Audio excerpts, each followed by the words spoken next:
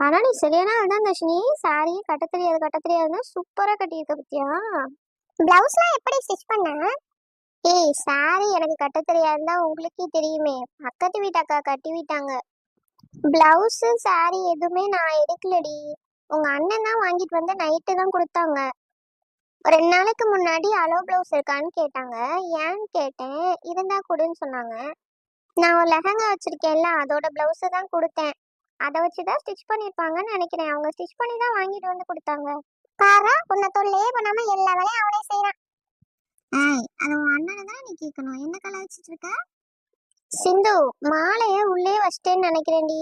கூச்சுக்காம எடுத்துட்டு வந்துட சொன்னேன் அம்மாட்ட. நீயே பொடி. நல்ல வேலை நம்ம எதுவும் உளறி வைக்கல. என்ன மச்சான்? ஒண்ணும் இல்ல மாப்ள. இங்கே நில்லுங்க, நான் போய் சொல்லிட்டு வரேன். பாத்தியா, என்னதான் இருந்தாலும் என் நாத்தனாருக்கு தான்